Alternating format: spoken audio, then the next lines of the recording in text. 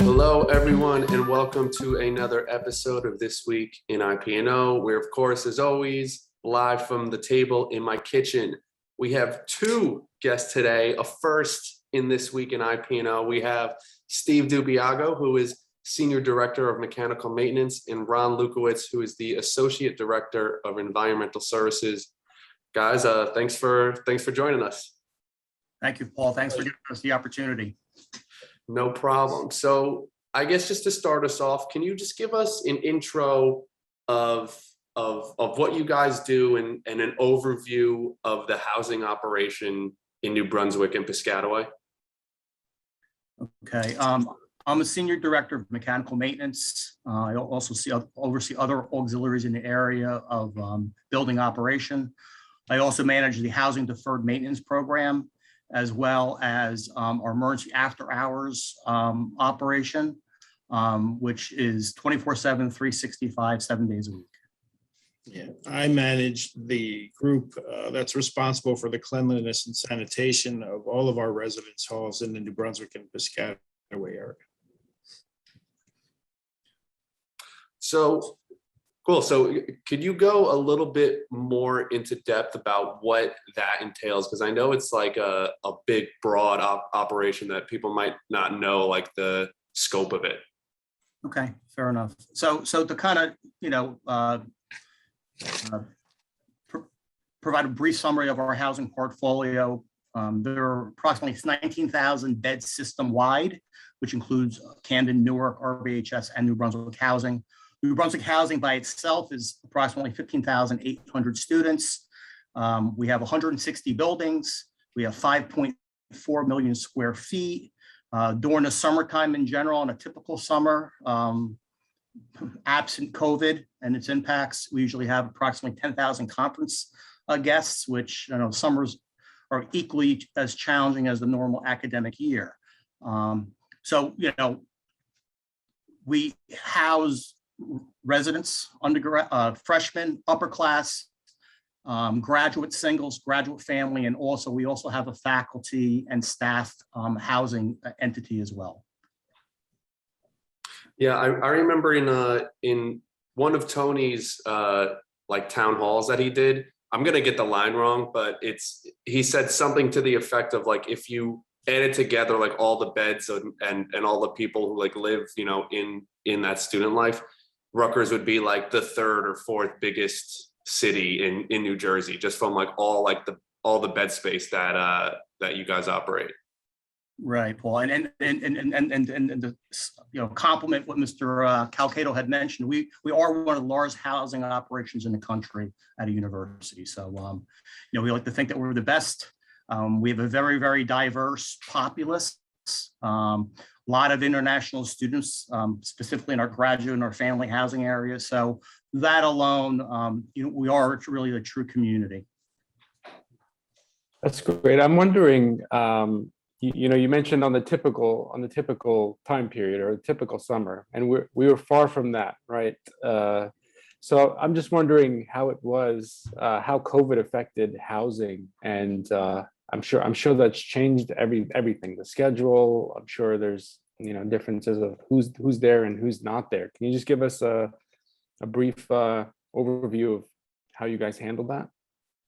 Sure. When the students left for the first time, it was right before spring break, and everyone who left kept their items here because we all thought that they would be returning. Mm-hmm. However, as the pandemic progressed and things got worse, we then were asked to provide living spaces for healthcare workers who were going to be assisting at local hospitals in New Brunswick and even in Newark. So with the assistance of the grounds crew and IP&O's warehouse, we began moving and storing a lot of the students' items in the warehouse where they can later come and get them. And we did that so it would be a safe and secure area. So that was a major undertaking. And then when we began to provide the healthcare workers with residence halls, we also continued to support those. And that was through maintaining, cleaning, and coming in and redoing those rooms as healthcare workers moved in and out. Afterwards, we still did have quite a few residents who remained in our halls. And to make those halls as safe as possible, we began sanitizing all the touchable surfaces in those areas 4 times a day. And we also did this while we maintained our normal cleaning and sanitizing schedules, and that included trash and recycling removal and other things. We also installed COVID-19 signage that reminded individuals to social distance, wear masks, etc. And we also installed in all the areas that were occupied hand sanitizers that we purchased and are continuing to maintain. Then we also provided support to those residents who may have contracted or been exposed to COVID-19 by providing and maintaining isolation spaces, which included individual apartments for them that we maintained, and also provided the microwaves or whatever else they needed while they were quarantining or isolating. And all of this was done over the past 18 months while we provided our staff, obviously, with enhanced PPE and also the training that we constantly were providing them to make sure that not only did we provide the appropriate service, they were also keeping safe as well. So that was basically, our lives changed quite a bit when everything hit. And just to piggyback what my colleague, Mr. Lukowicz said, is that it was extremely important for us to be able to give our staff personnel in the time of crisis, not just at work at home, peace of mind and a comfort level. So when these individuals had to go into these spaces, our area managers and our leadership team had to step up to the plate to show them that, it's okay as long as you follow the rules of the game, and understand that, the university is committed to protect the safety and the welfare of our people. So that was a very, very strong message, and we were able to get their buy-in. There was a little resentment in the beginning, and us and working with the local unions and our leadership team, we still had a job to perform, and kudos to them. I would second that, and also with the help of REHS and occupational health and others, they really provided a great support for us, so we can go in and let our people know that we were behind them, we were working with them, and we were providing them everything they needed to remain safe while providing necessary help to all of our residents. And furthermore, one thing we also had to do is we had to implement modified work schedules to continue to ensure social distancing. So people weren't sharing or sharing shop locations with a significant, with a larger level of density than required. We also had to manage the line to get to the time clock. So staggering shifts, allowed that separation at the beginning of the shifts, during breaks, during lunch, another break, and at the end of the workday. So those are kind of strategies that we had to implement. Yeah, something that I think is easy to forget is when things first started happening, there was, we didn't know what the situation was, right? There was that initial guidance that we got, and as the pandemic wore on, the guidance changed. Yes. But each of these divisions within IP&O, we all had to take it as it came, right? We didn't know the future, so it's amazing how those different adaptations took place. It's like a common theme that everything that we ask about, every group that we have on, it's what we were doing then, and it evolved, right? It wasn't like a situation where we had all the information, we were able to respond to it. It was an evolution. True. Yeah. Especially you guys talking. Oh, sorry. Especially you guys talking about how like that initial hurdle, or at least one of them, was that the students staying there still had all their stuff there, because initially we thought it was like 2 weeks and then it's over. Yeah. And it's like, it feels like it's been, we've been in this for like so long where I forgot that there was even a point where that was like the original thought, Right. Yep. And we had to, and we had to we had students in crisis, but we had to work pretty closely with our residence life colleagues and student affairs to establish and our warehousing team, like Ron indicated, to establish a program that was service-based, but also flexible enough because there was a concern returning back to campus. So that whole effort really stretched throughout the summer and even into the fall semester. So, again, we were a service provider. We had to understand some of the limitations students had, the impact of COVID, the reaction to COVID, but also a lot of these individuals or residents were very distant, over 200 miles, how they come back and get their stuff on the fly. So again, we had a good support team. All the departments within IP&O were a major asset in terms of contributing to the team effort. And again, it was really a step to the plate challenge. And again, for the most part, we're really we're essential personnel. We're required to be here all the time, whether there's residents here or not. You just can't shut buildings down. You still got to make sure they're being maintained and they're sustaining operation, prevent freeze-ups and mold and all those kinds of things. So although the crisis hit and we had less population here, our daily duties remain the same, but just with a little bit of a twist. Mm-hmm. What has the process been like to prepare students for returning in the fall? Mr. Lukowicz, my colleague, want to take that one? Oh. Well, we've, during the summer months, we've been involved with a lot of capital improvement projects that I'm sure Steve will go through in a minute. But basically what we're doing is we're getting our lounges back. One of the things that we did for our students that were here in order to ensure social distancing is that we closed a lot of the lounges and a lot of the common spaces. But now those are coming back, and each of the individual rooms we're going to be obviously taken care of, cleaned, sanitized, everything from waxing floors to scrubbing out the furniture, and ensuring that everything is prepped and ready for everyone who's returning.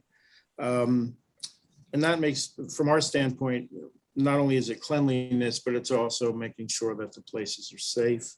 And we're also going to be providing information to all our students, as we have in the past, on proper recycling procedures and whatnot. So every bed will have a handout on what our requirements are for recycling, et cetera. So every single one of those bed spaces that Steve mentioned will be checked, will be cleaned, will be sanitized, and they'll be ready for opening.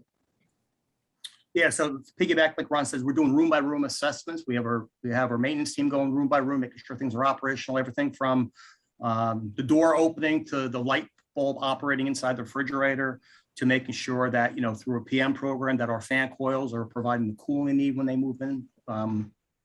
And also trying to identify high profile areas, impact areas like that give us curb and building appeal. And that could be everything from cosmetic improvements, everything from replacing furniture to accent walls to making sure, but maybe newer ceiling tiles.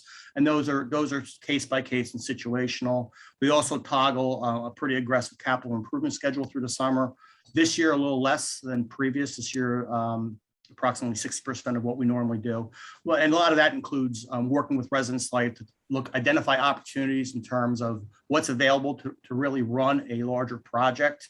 Everything from apartment renovations to HVAC replacements to outside underground utility work. So again, we'll be ready for opening. That's our job. That's our task. Again, in the end, it's for the most part to make sure that, like Ron says, that we're safe, we're clean, we make sure that security is in place, right? Making sure there are no hazards in place. We work very closely with our emergency service and our RHS folks on any life safety and environmental types of hazards that we briefly talked about. And in the end, it's a team effort to make sure that when opening weekend happens, we're doing the right thing to make sure that it's a positive experience, especially for these freshmen that have never been away from home, right? So we also have a responsibility to give parents a comfort level. So right, and opening weekend will be maintaining all of the grounds and the residence halls, obviously, but we'll also be taking care and manning the elevators to make sure that everything goes smoothly with move-in, We'll also have our locksmiths available for those weekends. We'll have our extermination services available those weekends, et cetera. So we'll be ready to make sure that our residents and the residents' moms and dads are comfortable when they drop their sons and daughters off with us. In addition, as a kudo to our IP&O call center, they'll also be available to be able to take incoming requests, add things into our work order system, and then appropriately dispatch to the appropriate field personnel in the event that something does arise. Well, I think that's all our questions we had. Thank you guys for coming on and for doing all the, oh, sorry. Again, I just want to thank you guys for giving us the opportunity. I just want to, make a very, very important point, and sometimes it gets very, very overlooked. The success of our department is a result of the effort and commitment of our staffs, starting, at the field operations and up through all of our management levels, and the support of the leadership that we have for the individuals that myself and Ron report to. So I just want to make that important comment. Out of sight, out of mind sometimes, occurs, not intentional, of course, but it's important to recognize our people in the field that show up every single day and have pride in what they accomplish by the time they clock out. So I would second that, and also add that these are very brave people. They've been here every day. They've come into work, and they've also had to go into places where people were isolated and had quarantine, clean, and do everything they can to ensure that they're safe, and also our residents are safe. They are truly amazing people. Yeah, I mean, especially with stuff like this, there's so much that, must go on behind the scenes that no one knows to make things happen as fluidly as they do, something that an incoming freshman might not think about. X amount of people worked on to make their experience, seamless. So, yeah, thank you to you guys and to everyone who you work with to make that possible for everyone at Rutgers. Thanks for coming on. And if there was anything else you want to say, we'll give you one last word. And if not, thanks for coming on, and thanks to everyone for listening. Thank you. Have a good day. Thank you.